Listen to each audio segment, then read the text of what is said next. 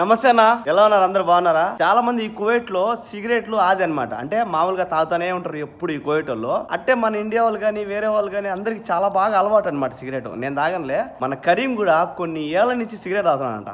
అంటే కొన్ని ఏళ్ళు అంటే కరీంని అడుగుదాము. చాలా ఏళ్ళ నుంచి కరీం సిగరెట్ తాగుతాడు. ఎన్ని ఏళ్ళు అవుతుంది కరీం? 7 ఏళ్ళ నుంచి తాగుతున్నాను. 7 ఏళ్ళ నుంచి తాగుతున్నాడు. ఎందుకో ఈ రోజు సిగరెట్ మానేయాలన్నా, నువ్వు ఎన్నిసార్లు చెప్పినా కూడా నేను మానలా, కానీ ఈ రోజు ఎందుకో నేను మానేస్తాను అని చెప్పి సిగరెట్లన్నీ తుంచేస్తున్నాడు. చాలా సార్లు చెప్పినా నువ్వు ఒక ప్యాకెట్ సిగరెట్ కి ఎంత డబ్బులు పెడతావో అది ఒక నెల ఎత్తిపెట్టి చూడు, నీకు దేనికో దానికి ఉపయోగపడతా. నేను చాలా సార్లు చెప్పినా, కానీ ఎనలా ఏమో ఈ రోజు ఏమైందో ఏమో తెలీదు. నేను గవ తాగుదామని దివాన్లోకి వస్తే ఇక్కడ కూర్చొని అన్ని చించేస్తున్నాడు. ఈ సిగరెట్లు తాగే బదులు ఆ డబ్బులు ఎత్తిపెట్టుకుంటే దేనికో దానికి ఉపయోగపడతాయి కదా. ఇప్పుడు నేనైతే సిగరెట్ తాగను, ఏం తాగను. సో అదంతా కూడా ఎత్తిపెట్టుకొని నేను మొన్న గోల్డ్ తీసుకున్నా. కరీం కూడా త్వరలో ఈ సిగరెట్లకు పెట్టే డబ్బు బంగారు తీసుకోవాలి నేను. God bless you Karim. మొత్తానికి అయితే సిగరెట్లు పీసులు చేసినాడు కరీం కూడా. మొత్తానికి ఈ రోజు అయితే గుడ్ బై అయిపోయింది.